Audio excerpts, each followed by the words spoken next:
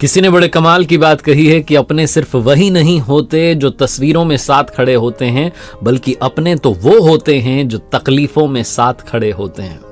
नमस्ते दोस्तों, मैं हूं आरजे कार्तिक। एक बड़ी छोटी सी मजेदार सी कहानी है, लेकिन बड़ी बात सिखाती है।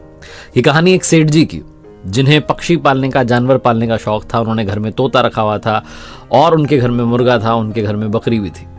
कहीं से उनके घर में एक चूहा आ गया था। बस वही समस्या की जड़ था। सेठानी जी इस बात से परेशान थी कि चूहा जो है कपड़े को उतर देता है। दिवाली का त्योहार था। सेठ जी जो है अपनी मैडम के लिए एक बढ़िया सी साड़ी लेकर के आए और चूहे ने आदत के मुताबिक अपना काम किया। उसने उस साड़ी में बड़ा सा छेद कर दिया, उसको कुतर दिया। सेठानी जी ने जब अपनी नई साड़ी को देखा तो आग बबूला हुई और सेठ जी से कहा कि आप इस चूहे को पकड़िए। सेठ जी शाम में एक चूहादानी लेकर के आ गए और वो जो चूहा था वो डरने लगा, घबराने लगा कि अब तो मैं इसमें कैद हो जाऊंगा, मुझे यहाँ से बाहर फेंक देंगे।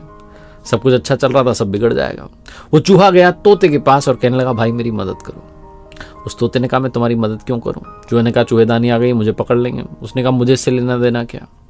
तोते से निराश होकर के मुर्गे के पास गया, बोला, भाई मेरी मदद करो। मुर्गे ने कहा, भाई मुझे इससे लेना देना क्या?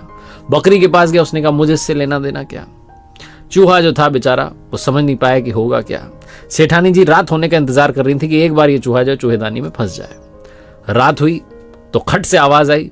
सेठानी जी को लगा कि चूहा जो है चूहेदानी में फंस गया। और चूहेदानी के पास गई और वहां पर एक सांप आया हुआ था जो चूहे को खाने आया था, लेकिन खुद फंस गया था और उसने सेठानी जी को डस लिया।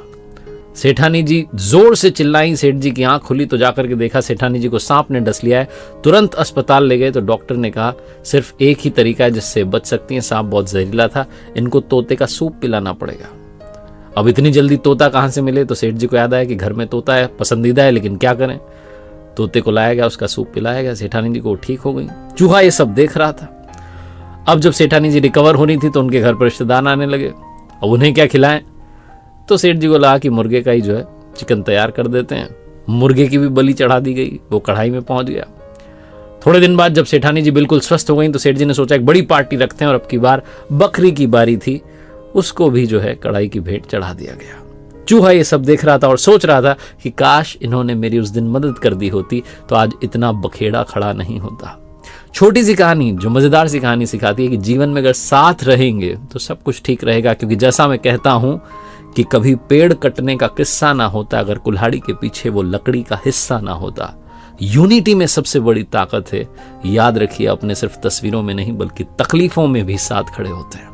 एक बार फिर से वही बात जो अक्सर आपसे कहता हूं, ऊपर वाले के आशीर्वाद, अपनी मेहनत, अपनों के प्यार के साथ कर दिखाओ को जैसा कि दुनिया करना चाहे आपके जैसा।